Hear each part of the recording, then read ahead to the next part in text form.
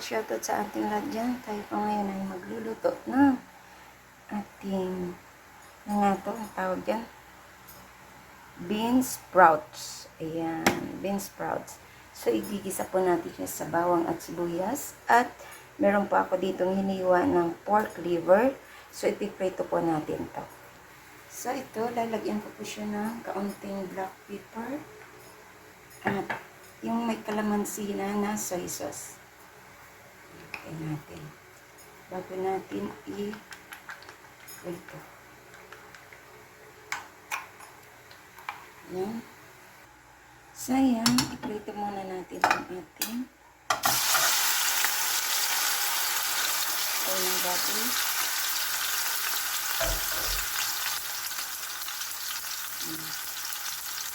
So,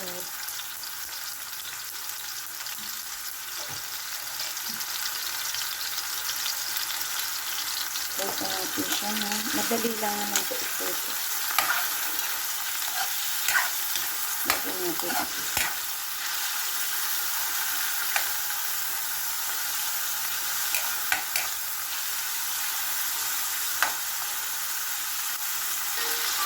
Ayan ang ating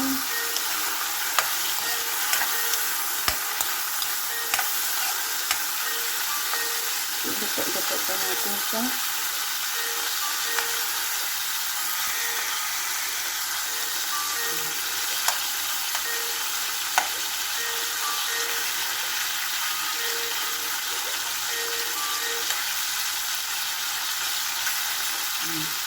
Ituloy pa natin ng kaunti.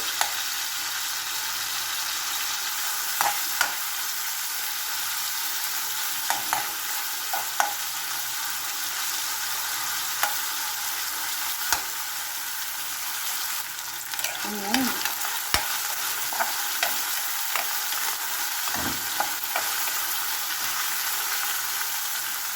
So, dito natin igigisa ang ating sibuyas at bawang.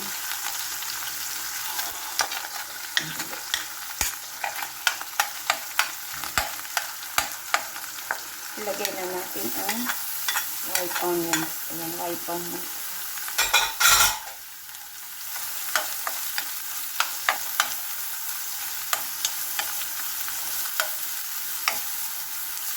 Ito.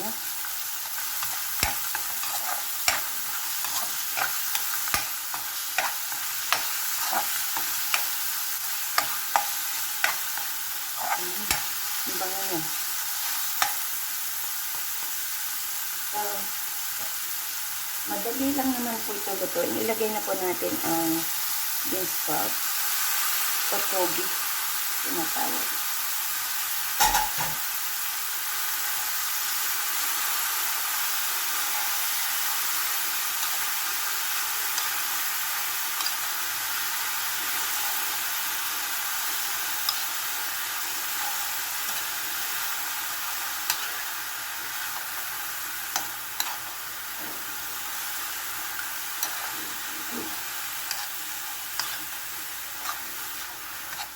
Namiss ko to eh.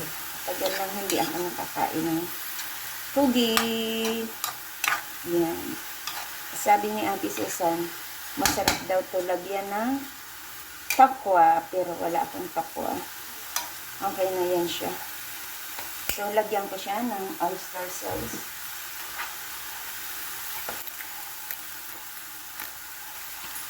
Oyster sauce lang. Okay na yan. Yan.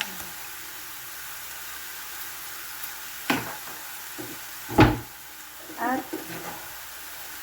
lagyan ko siya na sarap. Hindi lang siya. Lagay ko muna siya sa ano para control. Yan, control pag nalagay.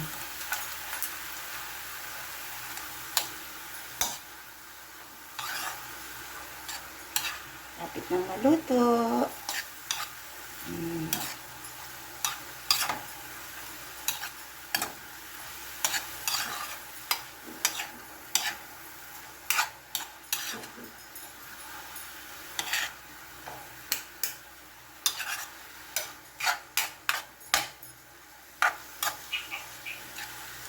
Yummy, yummy. Check natin ang lasa. Sarap.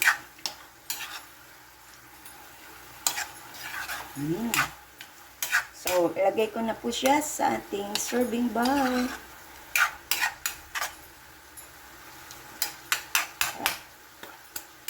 Lagay na natin siya sa ating serving bowl. Ayan na ang ating bean sprouts with pork liver.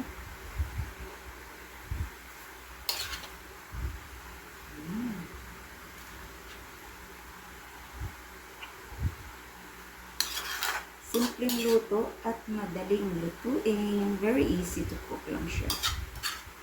At syempre, healthy because gulay.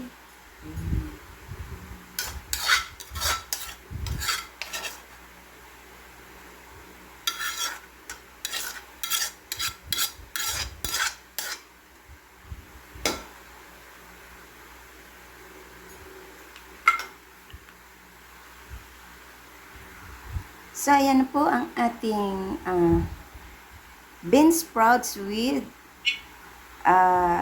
pork liver. Ayan. Thank you so much po sa inyong lahat at mega love shout out. This is Laurie's Kitchen. Ay muling magpapasalamat sa inyo sa pagsama nyo sa aking pagluto ngayon. Ito'y very easy lang to cook at napakasimple lang. Magkano,